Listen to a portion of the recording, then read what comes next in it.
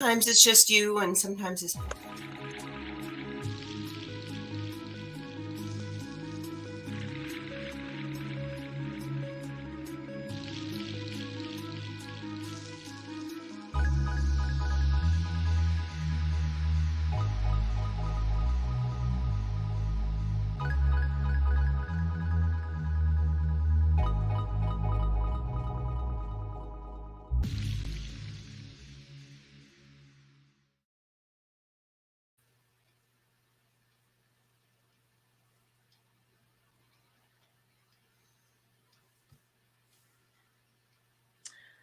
Welcome to Soul, Light, and Body. It's such a beautiful day today because we're here once again. And I always say we get the chance, we're given this beautiful opportunity that we could be in this present moment and we could change our life. You know, we all carry around so much of stuff within us. But one thing we need to really realize that hate destroy the vessel. When we are carrying around hate in our lives, we're destroying ourselves. So find that common ground where you could release that hate and forgive that individual. We really need to check in and start to forgiving. It's so important for us to do that because we are only destroying ourselves when we do that. We're only destroying ourselves. I hope you continue to do your journaling. You're writing down 3 things or 5 things that you're grateful for in your journal. I'm hoping that you are checking in with yourself and see what's happening in your life. You're going within, seeing the things them that need to change and start to work on it to change it. Either you're doing affirmations or meditation or whatever way you choose to start to make those small shifts in your life and celebrate your small wins. Celebrate your small steps that you're making, celebrate them.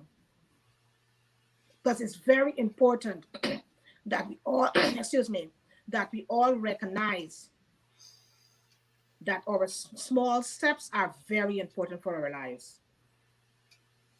Be gracious with yourself. Be kind with yourself. If you see someone today on the road, give them that compliment. Be kind to them.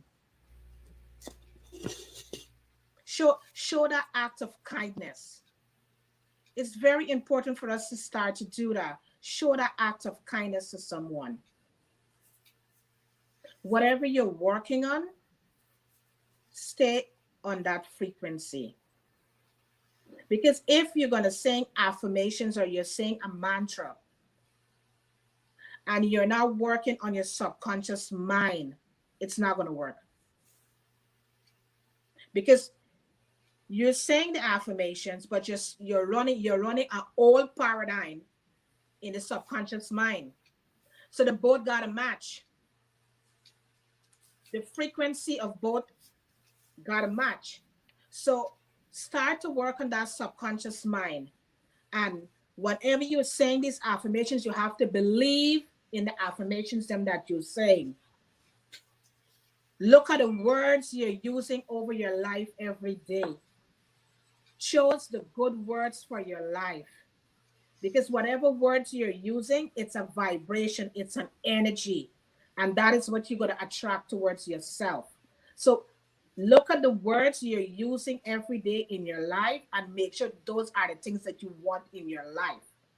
Because many times we tell ourselves, why is this happening to me? Are you checking what you're saying to yourself? You need to really check in to see what you're saying to yourself because whatever you're saying to yourself, that is what you're attracting to you. And it's very important that we really understand that language. It's very, very important for us to understand that language. Whatever we say, that's what we attract. So when we say to ourselves, why is this happening to me? Maybe months or years ago, you've been saying that. So now it come into it, you manifest it now, it come into your life now. So we really got to be careful what we are saying over our lives, over our children. We got to be so careful. So let today be the day of starting this new journey with the words and the things we want to manifest in our lives. I'm Karen Pascal, holistic health and wellness coach, and a co-author of two ebooks with my sister Joan Williams. And also, we have a digital magazine and a hard copy magazine. You can subscribe, and you will have it. It's all free, and you will have it in your mailbox coming from us. It got a lot of good stuff inside. And today, we got such a beautiful guest here today, Lydia. And today, she's here to help us to dive deep into grounding, healing, and focusing on the positive. She's going to give us some tools that we could incorporate in our lives and that we could able to help to change that paradigm that we're going around with every day and things now working out for us. So she is here to help us to change that paradigm, change that self-limiting beliefs, and that we could able to move forward with our lives so we could live our true essential self. So now I'll hand you over to Miss Lydia. Lydia, welcome to Soul, Light, and Body. Karen, I am so happy to be here this morning. This is a beautiful morning. This is a beautiful day. I'm so pleased to be here. Thank you. You are so right about those stories we have inside of our heads, and what I just say so often.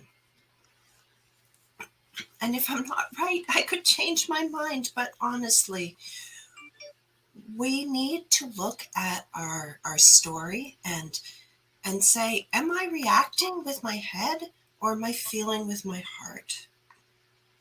We need to feel with our heart. Are we leading with the right place? So today, if you're here, this is a good place. I'm glad you're here. And if you feel with your heart that you are really supposed to be here, then you're supposed to be here. And if you react with anything with your head, if anything sounds like I don't deserve this, or oh, that's not true, or ask yourself, are you in your head or are you in your heart? Yes. As sometimes we have these things in our heads. In fact, they're here a lot. They're part of our really our powers that kept us safe when we were little. We they said, hey, your parents can do no wrong. You're gonna be fine, but just listen up, kid. You're gonna be fine. And they ended up turning into our powerful self ended up becoming a too much of a controller, or too much of a pleaser, or too much of a judge. And now they'll say, that's just not true. I judge that thing. I judge you. I am going to, those people can't like me unless I do too much for them. And it's not accurate. It's in our heart what we really need to do. And sometimes what we really need to do sounds to our head like it's too difficult. And that's the thing, is that you can do this hard thing. There's nothing we've been put here to do that we can't handle if we follow our heart. That's something that I've learned in some good and hard ways, but we can do everything. We can do it all. And it's, you've heard these stories of people who, when they need to, they lift cars and they save people. They couldn't just go out and lift a car. But when they need to do it and they follow their heart, they're able to lift the car. Why? I call this mind over matter. It's something I've always called mind over matter before I changed and started to actually train myself. Is it the mind over the matter? It's the whole self over the matter. It's the heart over the matter, really. But what it is training our mind to have a better collaboration with our heart.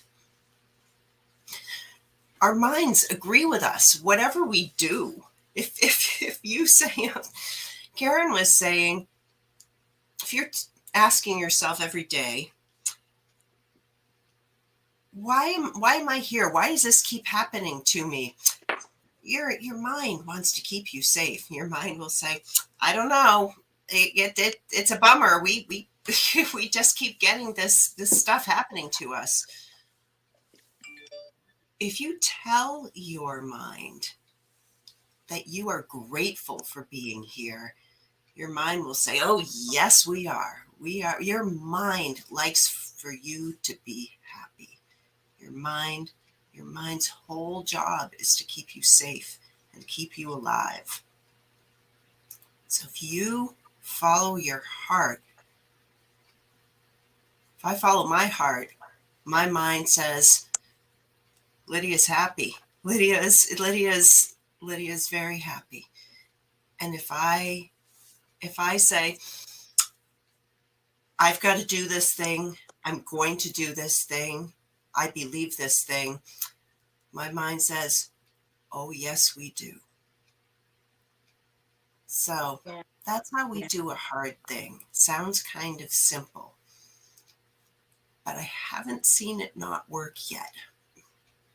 Yes, absolutely right. Absolutely right. You know, when we really check in with our mind, you know, there is where the magic happens.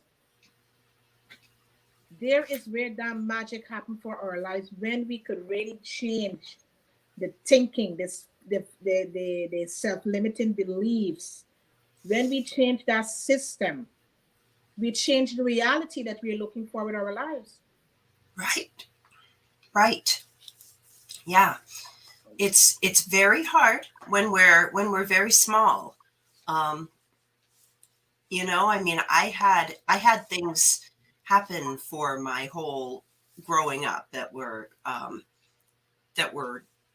not good, and at that point, I wasn't connected in enough to know anything. But okay, I have to survive and please and make this all work. But then there comes a point at which, when we question ourselves, I had nobody telling me to do this, but when we determine what it is that that we need to do, or that we have to do something, we will do it. I After breaking out of this life of mine, I ended up having a car accident that was just, I don't remember the car accident itself. It was very strange. It was March 15th. And I was driving a car to work. I was working in stained glass, and it was a long day.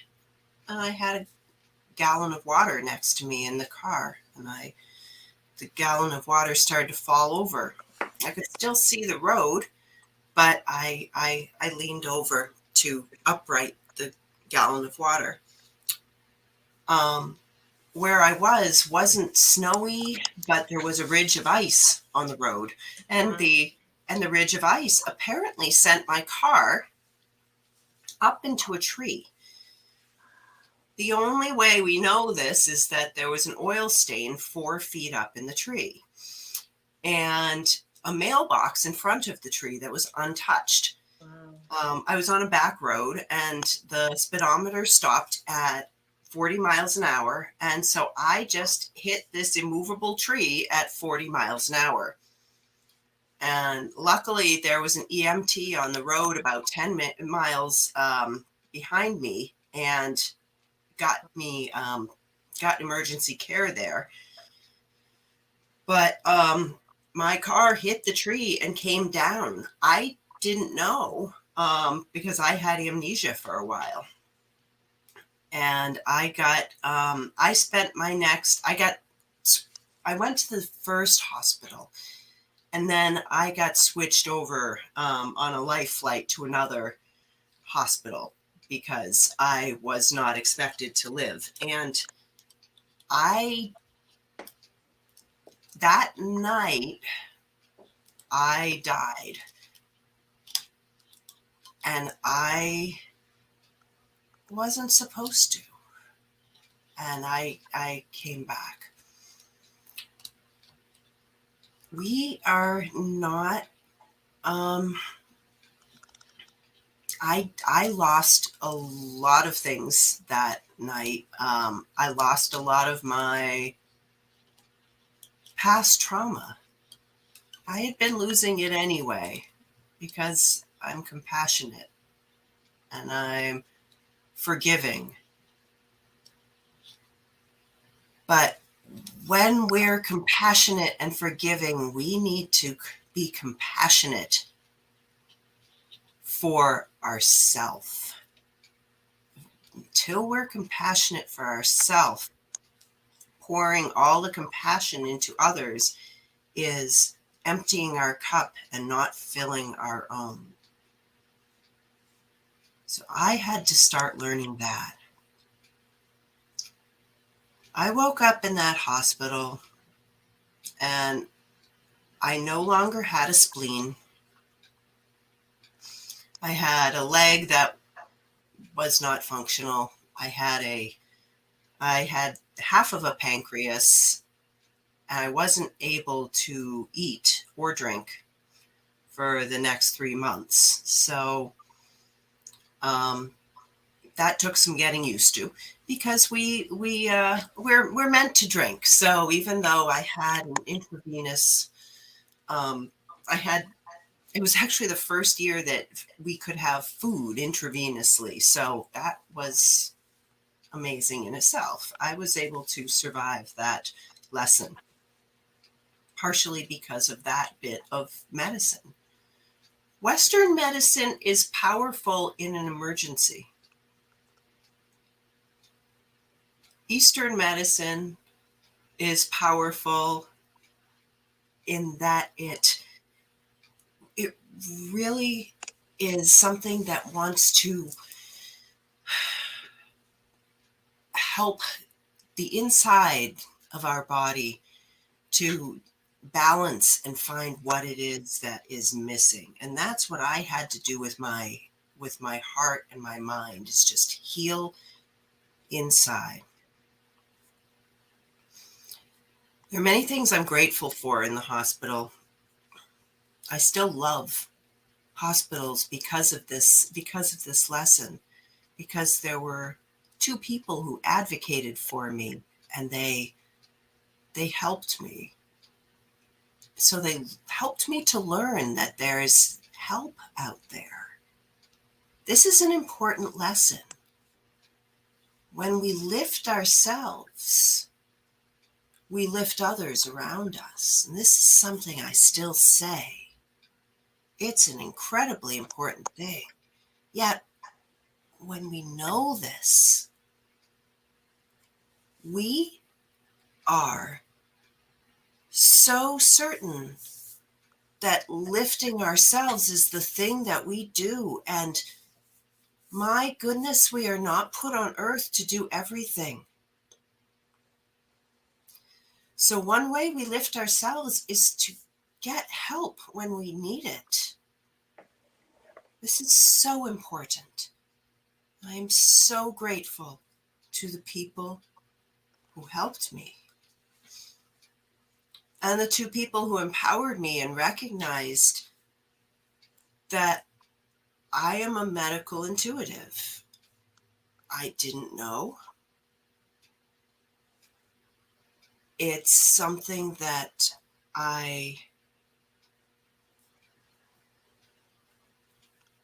embracing the intuitive part of me is something that's not,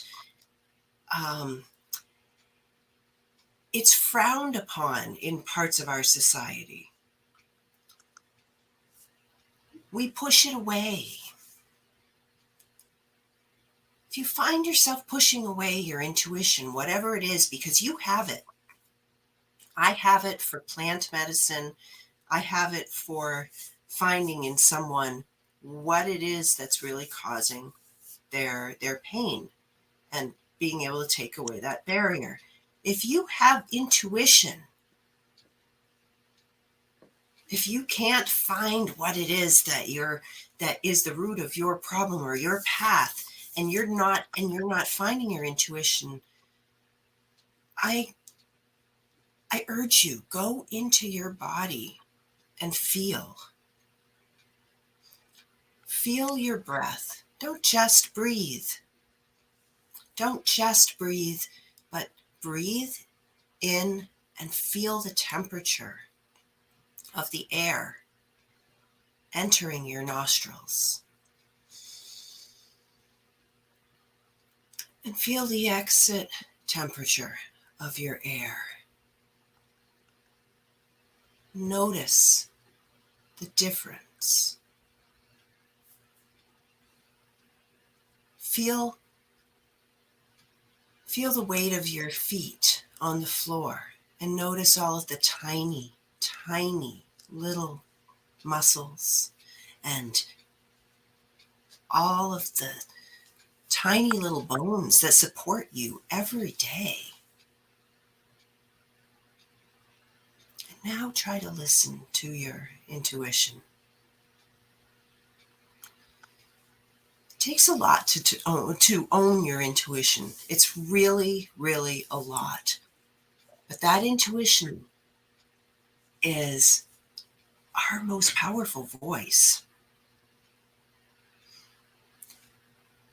So later on, I found I had some allergies in the hospital. One was making my time very uncomfortable. I have a dystonic reaction to compazine, which is a medicine they were giving me to make me not nauseous, and it was bending me backwards and against my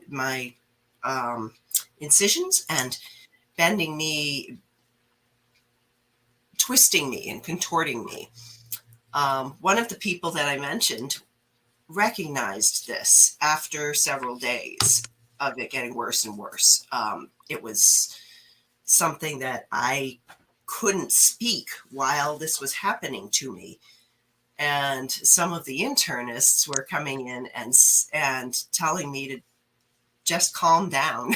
Well, if you've ever been told to just calm down when you're not calm, it doesn't work.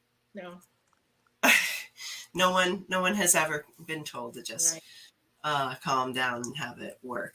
We need some sort of safe parameters in order to do anything. Right. And that includes any sort of just do it. Just do it is a nice slogan. It doesn't work. We need for someone to throw us a line, to throw us a towel, to throw us something to work with. So finally, I was taken off the compazine because it was recognized that I was very deadly allergic to it, and life got better at that point, and I could speak. Wow. Those two internists lost their jobs. Wow. Back then, it was a big deal in that hospital. One of the two people advocating for me was the head of surgery, and he fired them. Oh my goodness. Yeah. I feel bad for that lesson in a way, but I know that is something that I feel is, I'm sure they went on and did very well after that really important lesson. So another lesson about intuition that I want to say is that in two in 4 years after that, my leg just started to not work anymore. And I was at this point, I I'm a musician, and I was working on this music,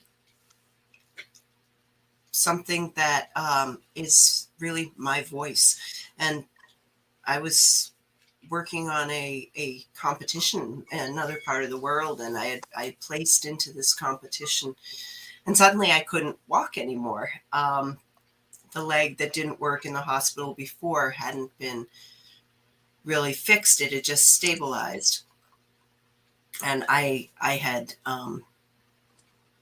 popped some ligaments in that, so the ligaments had completely severed at this point.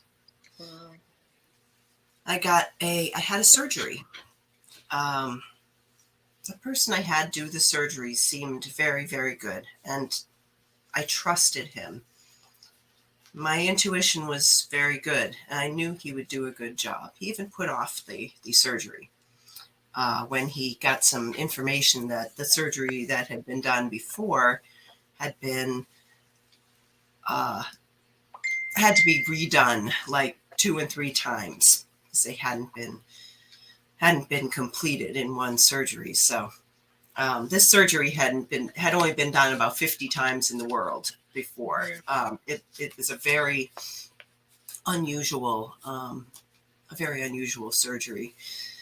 So when the time came, it was 11 hours of surgery to take out some tendons of mine and reattach them as ligament, and then the tendon dies and blood vessels move back into it and it becomes a ligament. It's a very interesting and beautiful process. This is not arthroscopic. This is full leg. And I had this was my posterior cruciate ligament and my medial collateral and my lateral collateral ligaments in my left leg. But the anesthesiologist changed at the last minute, just as I was going under. I had met the anesthesiologist before and had a good relationship with him. This anesthesiologist I didn't trust at all. So I went under anesthesia in a state of not trusting. And when I awoke, my leg was huge, and the nurse said, "I've never seen a tourniquet left on that long." And they need to take off the tourniquet every 2 hours in order to let some blood flow. And on the medical record, it showed that he had done that the first 3 times, and then he left. And so the whole second half of the surgery, the tourniquet was on. Wow. I didn't know this until later when my leg went down from being swollen. It was atrophied down to bone. Wow. And all sorts of nonsense ensued at that point. They gave me an epidural, which was not the right thing to do. They gave me a whole bunch of Percocet, which, if you know anything about medicine, it should have floored me, but it didn't do anything to touch the pain because I was having phantom pain. It was quite hideous, the pain. And I was finally told that it would never go away because you can't grow nerves that fast. My nerves were all dead from the hip down. The sheaths, everything, motor, sensory, sympathetic nerves, all dead. And and a lawyer had looked at this and was definitely had found malpractice. And then all of a sudden the lawyer didn't, said there was no malpractice and sent back my medical records and they had all been altered. Wow. And the nurse had lost her job. We couldn't find her anywhere. So it was huge. It was a big malpractice case. Mm.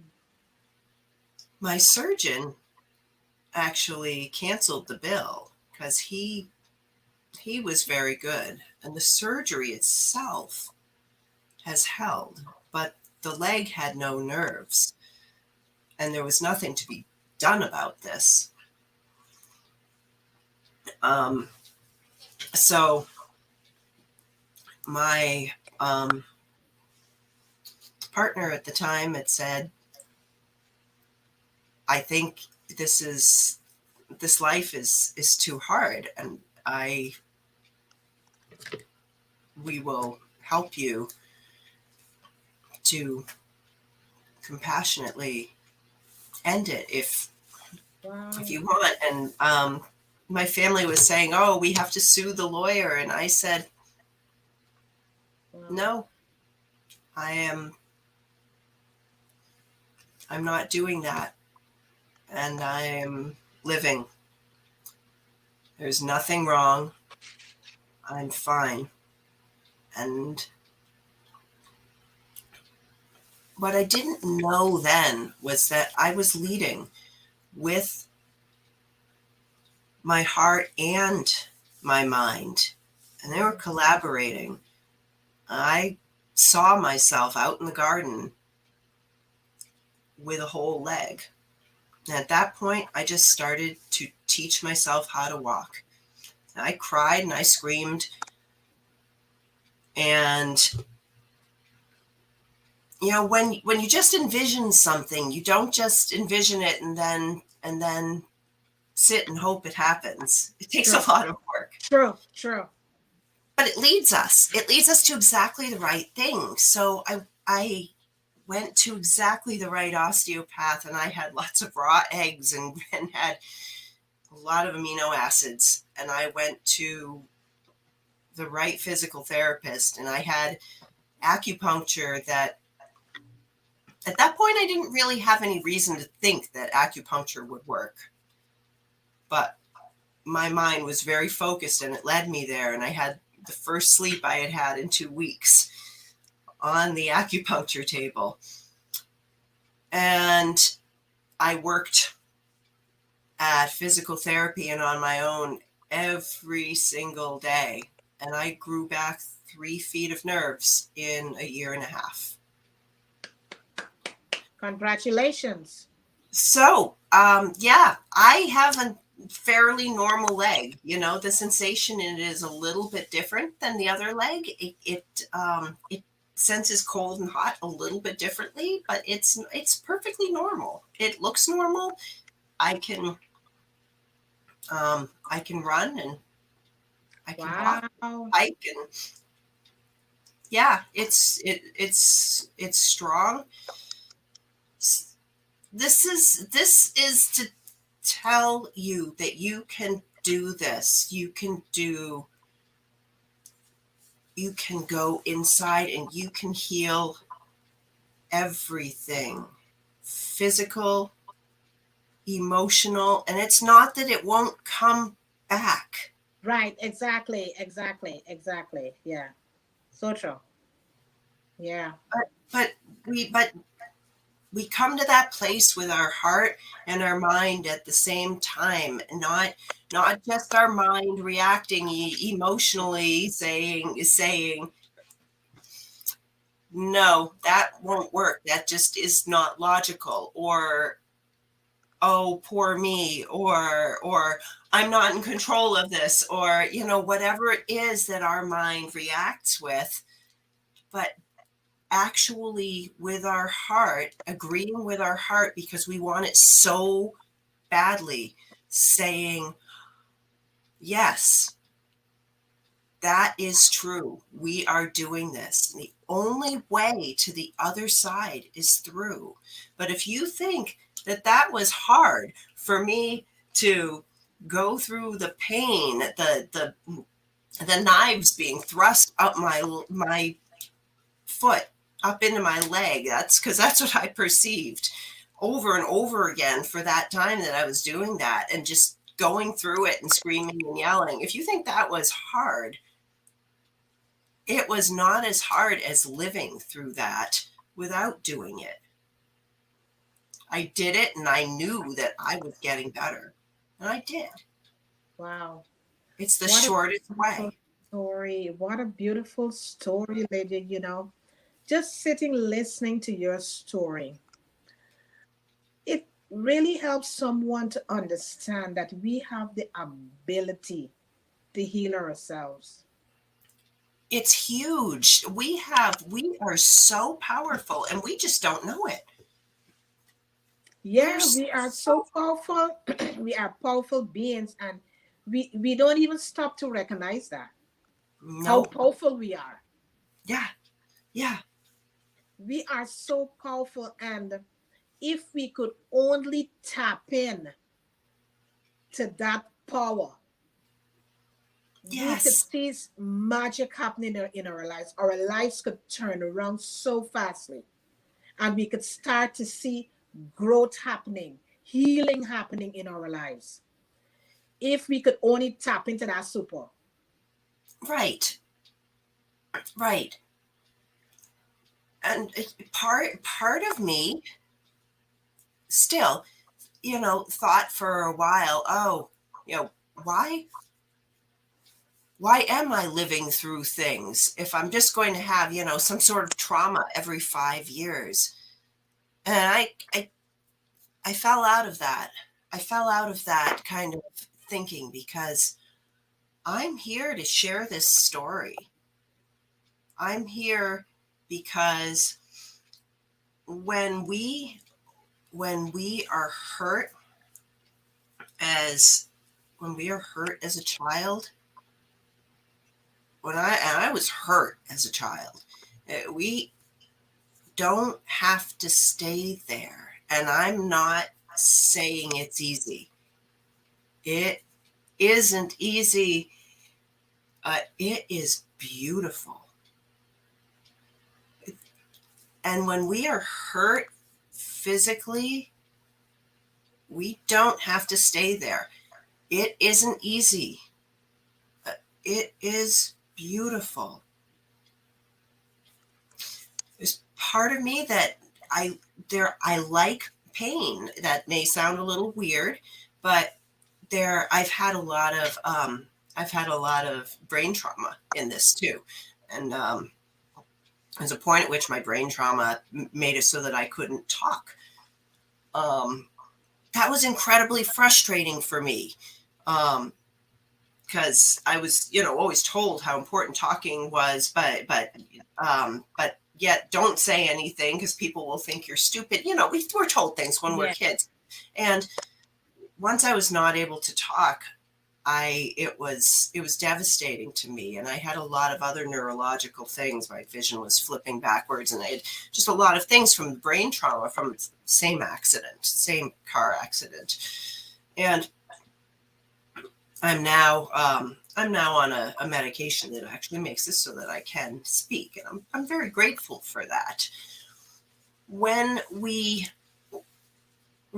can't do those things, we realize the stories that we have in our heads that actually keep us from maybe speaking as our true self. Because before that happened, how much time did I spend trying to prove that I was smart?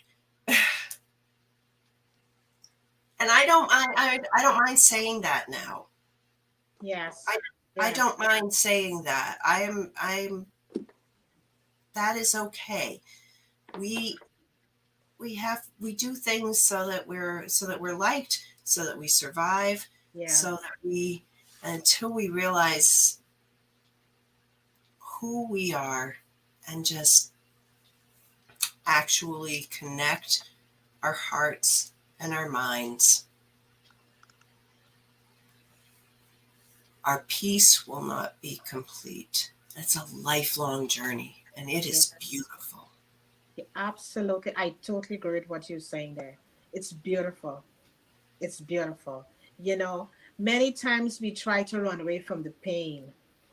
We don't want to experience that pain, but we got to go through, we got to live that pain, because once we live that pain, we able to tell that story.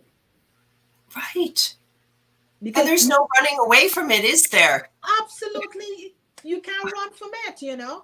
Because look at you this morning, you able to share that beautiful story with us, and to help us to understand that whatever is our situation we are going through at this moment, we can come out triumphant from that situation. We can heal from that situation. You are here to let us know that it's all possible. It can happen for us. Once we really put our minds and our hearts to the healing process, it can happen for us. Because you are here as an example of the healing process. So thank you for sharing that story. I want to take you back a little back when Yeah. you didn't know anything that was happening on this earth rim. What did you saw at that point in time? When I had amnesia, Mm-hmm. that's a very interesting question, because at that point, I I knew that I felt mercy. I felt, but I also had the part of myself that was judgmental. So that was still, even though I didn't know who I was, I saw someone who had screwed up. I said, "Oh, you really did it this time, didn't you?" And I knew that I was at the mercy of whoever came along, of God, of spirit, of energy, of everything. I was at the mercy of whatever happened. So there were those two things, just me and judgment and mercy. So in that process, you surrender. In that whole thing that happened, you decided, your spirit decided to surrender. And that is what many times that we all need to do. When we find there are moments in our lives that things are really not happening for us or going the way that we would like it to go, we just need to step back and surrender. Yes, Because when we do that, we are giving that space now for that new energy to develop and to start the healing process in our lives. that's right. That's right. And if I hadn't done that, I wouldn't write the music that I write now. Right now, I continue to write music. And this is something that's so important in our society. Not There are so many women writing music, and we actually hear a lot of men's music, which is beautiful. I'm not someone who I refuse to lift women by bringing down men, but women's music isn't lifted as much in general. It Yeah, just yeah. just um, just 50 years ago, a lot of women, maybe it still happens, but we're penning their music under their husband's names and their brothers' names. And so we do it to ourselves. But so I'm here writing music now. If I hadn't stayed alive, I wouldn't be writing that music. And it's part of the energy. And we need to have more music in the world. We need to keep having that music because music is healing. Absolutely. Creativity is healing. The birds outside are music. They are creation themselves. Everything, all the sounds that you hear are that are out in nature are creation. They're not destruction. Not at all. So these are the things that this is important because it's important to know what part of, this might not be everybody's voice, but this is my voice, and to know what your voice is. You were saying, Karen, journal, keep doing your journal, do it. And I advocate for this too. And I say, whatever your journal is, if it's difficult to put pen to paper, I mean, my son is dysgraphic. His things come out upside down and backwards for him. Now he's an engineer. He's going into pure math because he's a little frustrated with the engineering, I think. But either one, he has a lot of variables to write out. So he is sticking with it anyway. But if he doesn't have to write, it's very, very slow for him. Other people are like this. Journaling for you might be an act of dancing. It might be an act of turning on your cell phone and speaking into it. It may be an act of singing into your cell phone. It may be an act of just not turning on a recording at all, but just playing at the piano and then letting the universe record it. It may be an act of taking out a piece of paper and just taking out watercolors or paints or a pencil or crayons or markers. It may be an act of going in the kitchen and making bread. Journaling doesn't have to be something that is your words on paper. Right. Absolutely right. Totally agree with that. Totally agree with that. We can do it in so many other ways. So many other ways. Yeah. Thanks for saying that. So to the viewers out there, Lydia is helping us to see the ways that we could really help ourselves. She's really given us some tools that we could really incorporate into our lives to help us on this journey called life. We know it's not easy, but we can do it. We have the ability, we have the strength, we have that tenacity within us that we can do it. We can do it. We can take today and make that first step on our journey. The journey that could help us to live a fulfilled life. Tell us about your book, Seeds of Transformation. Okay. Just a moment. The Seeds of Transformation is a collection of stories from many coaches on our stories of how we got to be coaches. And it's absolutely, I love being part of this book.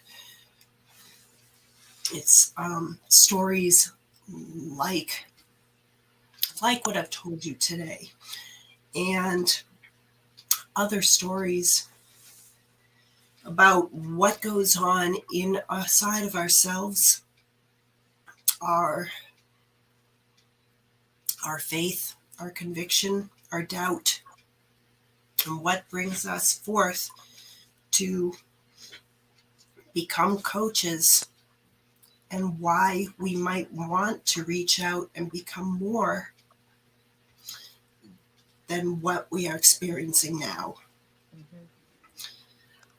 We have more books coming in this series from different perspectives, and I also have a book coming out on the different perspectives on the path to happiness, and that is including the roots to ikigai, to eudaimonia, other cultural habits of happiness, stoicism, different things that people have done historically for searching for a way to be content. And I've wrapped them up and put in exercises and different links for people to look at different paths and find their own mishmash. Right, right, right, right. Beautiful, beautiful. It is always great when like-minded people could collaborate with each other, you know, and to help to bring messages across that would help someone who may be stuck on their journey and looking for something to help them to move forward. And picking up a book and just reading it, it kind of like turn on a light switch to help them to understand, what, there is hope. We can do this. I can do it. So it's always a great thing when we have these books around and great people like you write these books to help someone else on their journey. So thank you for doing that. Thank you so much for doing that. Oh, I'm so happy to. I Yes. love this. Thank you so much for doing that, Lydia. And to the viewers out there, we just hope that this morning that the message that Lydia bring across for us, that we could able to understand that we can heal ourselves. We all have that ability to heal ourselves. In spite of what we may be going through, the experiences, the situation. Let's go within, let's connect our mind and body and search so that we could help ourselves. Because once we go within, we're able to help ourselves. We start to move back those layers and help to see exactly what's happening. And we have to be open. We got to be honest with ourselves because many times we're not open and honest with ourselves. And we really need to be open and honest with ourselves so we could really understand exactly what's happening with ourselves. We have that ability to heal ourselves. Let's start the healing process. And we have a masterclass coming up on the 30th of April. It's womb healing. And we are Soul Light in Body is inviting all you beautiful women to be a part of this masterclass. We are collaborating with Nia Goal from India. She's a transformational coach and an empowerment coach. And she is going to really help us to really understand womb healing and how we can really go within and start the healing process. Because it's a process, it's not an overnight fix. Healing is a process. And we need to have a foundation that we could stand on with the process. So we are collaborating with Nia Goal from India, empowerment coach and transformational coach. And we will be doing the masterclass womb healing. It's free, it's absolutely free. In the comments below, you will find the link. You can register to be a part of this womb healing session. So go register and be a part of this womb healing masterclass. And Lydia, one thing you could leave with this audience, what would that be? If I can leave one thing with this audience, it it would be to reach out. If you don't find your intuition, or you just feel like you have pain, it's the hardest thing you can do, but reach out to someone who will listen. I'm here. Karen's here. And you need to be heard. Yes. We all need to be heard Yes. so that you can heal, Mhm. and so that your heart can be heard. Remember to listen to your heart. You can do this hard thing. You got this. Yes. There's a joyful path beyond. Yes. Yes. Yes. Yes. Absolutely right, Lydia. You know that, as I said before, many times we really think we could do it on our own, you know. Sometimes we can, and sometimes we cannot do it on our own. And the beautiful thing is that there are people like myself and you that you could reach out and get the help that you're looking for. Reach out and get the help. Don't stay there and keep saying to yourself that I cannot get the help that I need. You can get the help that I need, that you need. But the only thing that you have to do is to reach out. That's the first step, is to reach out. Surround yourself by the positive minded people. Who is in your circle? What are the things that you're listening to? Don't let others' opinion dictate your life. You have a life to live. You have the answers that you're looking for within you. But when you come to a coach, they will help you to bring it out.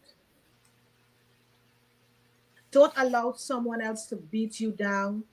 Don't allow someone else to live your life. You have your life to live. Go within and live your life. It is very important for us to understand that. And the self-limiting beliefs, we need to start to work on that. We need to start to shift that paradigm.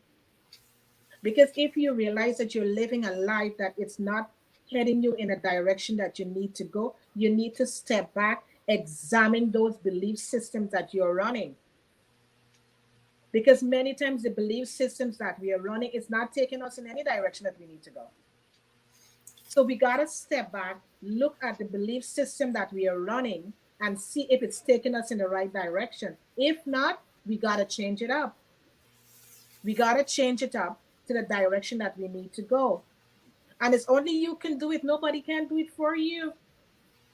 You got to be disciplined enough to do it for yourself, because that is where the magic happens. You got to put in the work. It's all work. It's not an overnight fix. It all comes down to action. You got to put in the work to see the results you are looking for. It's very important that we understand that. We got to put in that work. And if we continue to tell ourselves it's a hard process, it's going to be only hard, because that's the word you're using to attract that energy towards you.